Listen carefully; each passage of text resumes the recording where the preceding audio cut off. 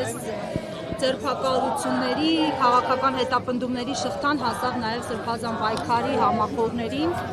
Ծանոթացել եք քննչական կոմիտեի տարածած հաղորդագրությանը, ձայնագրություններին, ինչ տպավորություն ունեք եւ ըստ ձեզ ինչու է հենց այս ժամանակահատվածն ընտրվել։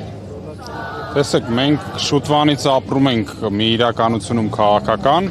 որ այդ կլասիկ այդ մոտոն որ կա, հաց եւ տեսարաններ, մեր մոտ հացն չկա, մնացել են տեսարանները, անկասկած տեսարանի իմաստով եւ կախյալ դատաիրավական համակարգի պայմաններում կա այն տեսարանը, որի հիմքով փորձում են եւ վստահ են փորձելու են կալանքի տակ, երկարատև կալանքի տակ պահել, թե Բագրատ Սրբազանին, թե մնացած մարդկանց, որոնք այսօր ըստ էության քաղաքական հետապնդման են ենթարկվել։ Ինչ ենք մենք հասկանում, սկզբից այդ շոկային տեսարանը, իրավիճակը, զենքերի, ինչ-որ այլ առարկաների, հետո որոշ ձայնագրություններ եւ որոշակի ժամանակ անց արդեն տեսնում ենք, որ կարծես թե զենքերի մեծ մասի շուրջ հենց իրենք քննիչները հրապարակել են թույլտվությունների առկայություն։ Դրանից հետո տեսնում ենք, որ այդ իբր թե պայթուցիկ նյութերը ինչ-որ մանկական կամ ամանորյա ինչ-որ բաներ են, խլապուշկեք են, այսպես ասած։ Այսինքն որևէ զենքի, զինամթերքի մասին կարծես թե խոսք չկա։ Կամ եթե կան, գիտեք ինչ, ով է ասում, որ 90 խուզարկություն անելու արդյունքում ինչ-որ ապօրինի բան չի հայտնվի։ Արդյոք դա նշանակում է, որ ինքնին դա կարող է նշանակել, որ շարժումը ծրագրել է ինչ-որ բռնի հեղաշրջում անել։ Ես կարծում եմ, որ ոչ։ Մենք ունենք արդեն փորձեր, տարբեր գործերով քաղաքական, որ իրապա մարմինները իրականացնում են մոնտաժումներ ձայնագրությունների, չեն էլ թաքցնում դա իմիջիայլոց, շատ գործերով ասում են, դե հա, կա որոշակի աշխատանք արված, եւ դեռևս պետք է պարզվի, օրինակ այս գործով, քանի այդպիսի հատվածներ են իրար կպցրել, ինչ փոփոխությունների ենթարկվել կամ չի ենթարկվել, դրանք մասնագիտական հետազոտման առարկա են, հնարավոր չի պնդել ակնհայտ արված են, արված չեն, բայց առնվազն այդպիսի հիմնավոր կասկածներ, նույն փաստաբանները, ներկայացուցիչները, այն անձանց, որոնք այս պայն գրական եւ քաղաքական հետապնդման են ենթարկվում, հայտնել են։ Հետևաբար ես կարծում եմ ուղղակի մեզ դիտող մարդկանց կոչ եմ անում նաեւ մասնագիտական փոքր-ինչ դաշտից խոսալով չշտապել տեսարաններից չտպավորվել այնքան, որ մեղավորներ կարգել։ Սպասենք։ Ընտրվեց ժամանակահատված այս պայքարը, այսպես ասած, ճնշելու։ Մենք ես կարծում եմ հատկապես Նիկոլ Փաշինյանի պրիզմայի եւ ընդհանրապես աչքերով նայելիս ապրում ենք 2026-ին նախորդող ժամանակահատվածում, այսինքն նախընտրական ժամանակահատվածում, երբ Նիկոլ Փաշինյանին պետք է օգտագործել ցանկացած առիթ, ցանկացած հիմք, որպեսզի որևէ կերպ արդարացնել իր գոյությունը այս պետության քաղաքական համակարգում։ Այսինքն այս պահին գոնե ասում է, տեսեք, ժողովուրդ ջան, ահաբեկչության ռիսկեր կան, ահաբեկչության փորձեր կան, ես նրա համար եմ, որ դա կանխեմ։ Որևէ ձև փորձում է արդարացնել իր գոյությունը եւ անհրաժեշտությունը, նույն Սամվել Կարապետյանի դեպքը ինչ էր եղել։ Մարդը ասաց, որ ես իմ ձևով եկեղեցու կողքին եմ լինելու։ Մի քանի ժամ հետո հայտնվեց ճաղերի ետևում։ Պարոն Հակոբյան, ներողություն, կուսակցությունը ինչպես է վերաբերում այս զարգացումներին եւ արդյոք Արթուր Վանեցյանը կգա աջակցելու կանոնավորման ձերբակալված անձանց։ Արթուր Վանեցյանը արդեն բավականին ժամանակ է, ինչպես դուք տեղյակ եք, падգամավոր չէ։ Նա այդ իմաստով չէ, որպեսզի որ թողեք վերջացնեմ, երևի պարզ կդառնա ինչ եմ ասում։ Падգամավորները ունեն հնարավորություն, լիազորություն, բացի փաստաբաններից մուտք գործել ազատազրկված անձանց մոտ, էնել, եթե այդ սահմանափակումը տրված չէ։ Իսկ եղել է որևէ դեպք, որ Արթուր Վանեցյանը քաղաքական հետապնդման ենթարկված անձանց աջակցությունը չհայտնի։ Ես կարծում եմ Արթուր Վանեցյանը շատ բաց է իմիջիայլոց դրատվամիջոցների հետ շփման առումով, դուք այդ արդյոք ունենաք իրան այդ հարցերը կտակ։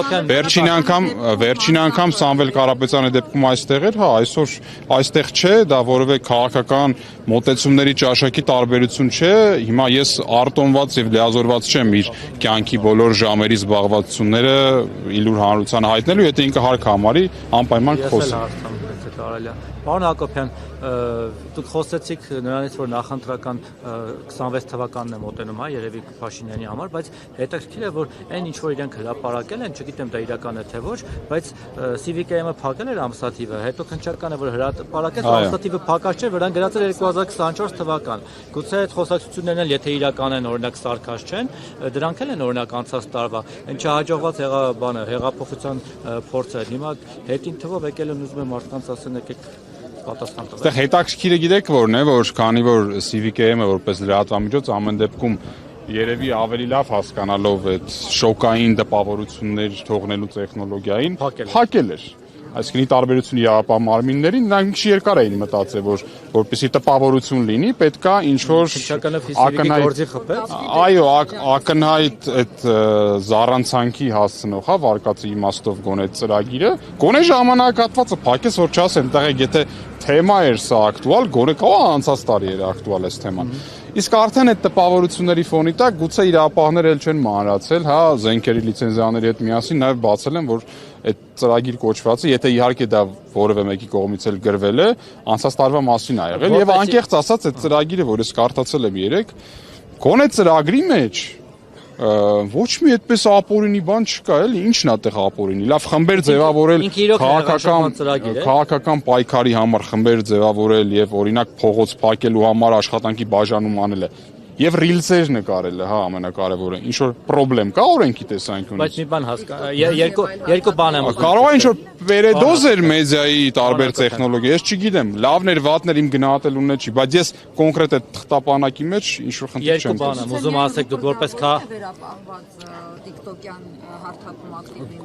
Գուցե խանդի տեսարաններ ազուտ իշխանական մեդիայի չեմ կարող ասել։ Երկու հարց եմ ուզում անդրադառնալ որպես իրավաբան եւ նաեւ քաղաքական մասով։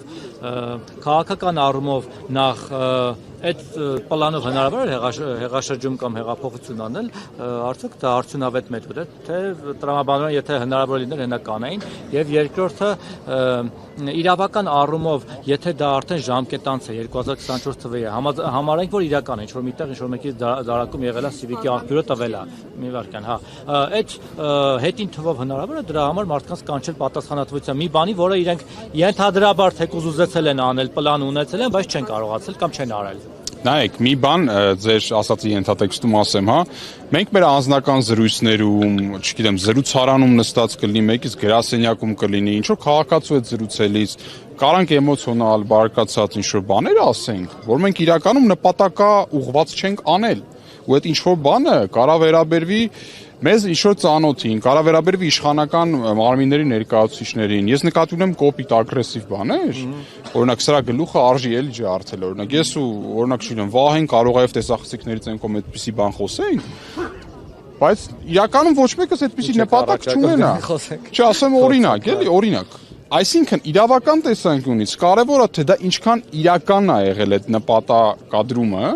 եւ ինչքան է պատրաստություն եղել, օրինակ, հա, այն բառերի, որոնք հրապարակված են, անգամ եթե իրական է, ինչքան է իրական եղել դրանց կատարումը։ Այն որ դուք գաղտնա լսել եք մարդը իր, ասենք, համակիրների մի քանիսի հետ, անգամ եթե դա իրական է, խոսել է, դեռ պետք է ապացուցվի այդ, չգիտեմ, ինչ որ մեկին ֆիզիկական բռնության ենթարկելու այդ թեման եղել է իրական, թե եղել է երկու օրինակ էմոցիոնալ մարդկանց, բարկացած մարդկանց կամ թեկուզ, չգիտեմ, քաղաքական զուտ մարդկանց խոսակցություն, որը եղել է ուղղակի խոսակցություն։ Այսինքն ուղղակի խոսակցությունը եւ նախապատրաստությունը հեղաշրջման տարբեր բաներ են, ինչ վերաբերում է կոնկրետ ձեր ասացին, նայեք։ Հիմա օրինակ քննչականը ենթադրում եմ։ Այդ ֆանտաստիկ պլանով հեղաշրջում հնարավոր է։ Քննիչները, դատախազները գնալու են, չէ՞ նշեն։ Նայեք, հստակ նշված է ժամանակագրություն։ Այնտեղ կար օգոստոս, եթե չեմ սխալվում, հուլիս, եթե չեմ սխալվում, սեպտեմբեր։ Բալավ, եթե դու էդի պետքա օգտագործես, որ պետքա լինի, չէ՞ որ նախապատրաստությունը նշանակում պետքա լինի։